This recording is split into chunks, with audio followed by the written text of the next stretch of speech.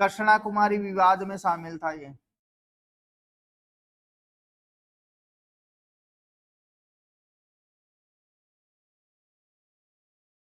इसमें शामिल था,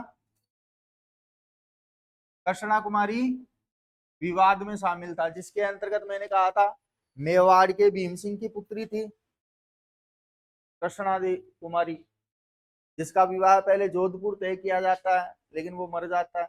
तब उसका भाई मान सिंह राठौड़ कहता है कि विवाह तो हम करेंगे, लेकिन भीम सिंह तब तक कृष्णा कुमारी का विवाह कहाँ तय कर देता है, जयपुर के जगत सिंह के साथ।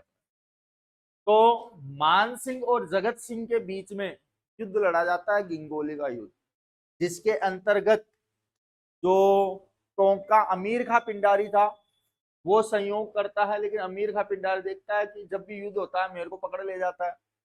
तो सबसे मेन इस युद्ध की वजह कौन है? कृष्णा कुमारी। तो कृष्णा कुमारी को ही जहर दिलवा देते हैं। तो भीम सिंह ने जहर दिया और कृष्णा कुमारी खत्म हो गई 16 वर्ष की आयु। तो उस विवाद को हमने जोधपुर में भी पढ़ा, मेवाड़ में भी पढ़ा, और यहाँ दोबारा से मैंने रिपीट करा दिया। बस लाइन याद रखना कि जयपुर का कौन सा शासक था जो कृष्णा कुमारी विवाद में शामिल था? तो जगत सिंह। इसका एक उपनाम मिलता है, इसको हम कहते हैं जयपुर का बदनाम शासक। जयपुर का बदनाम शासक। किया तो कुछ नहीं बाबू भाई, लड़की का चक्कर,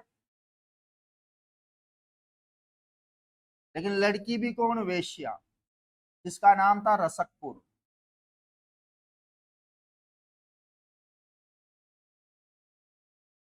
इस लड़की के चक्कर में बदनाम हुआ था ये। मतलब खुद की दरानी तो दिखे कौन है, सपना में भी कोई दिखे तो आई दरानी दिखे इनको। व्हाट डू यू मीन दरानी? घर वाली, शाबाश। थोड़ा वो इंग्लिश में राजस्थानी भी समझ जाओ, और समझ जाओ तो राजस्थानी में इंग्लिश भी समझ जाओ। सही बात है।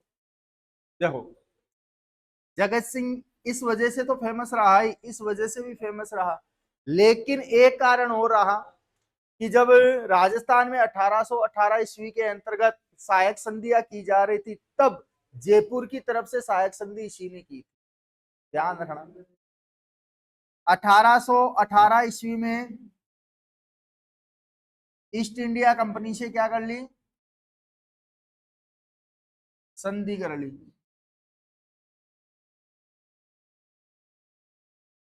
राजपाट तो करता रहा, लेकिन अंग्रेजों के अधीन होकर। बस एकमात्र ऐसा शासक था जिसने ईस्ट इंडिया कंपनी के 1818 की जो संधि थी उसका विरोध किया था, और उसका नाम था मान सिंह राठौड़। उल्लंघन कर दिया था इस संधि का। बाकी सब तो अपनी अपनी चला रहे थे।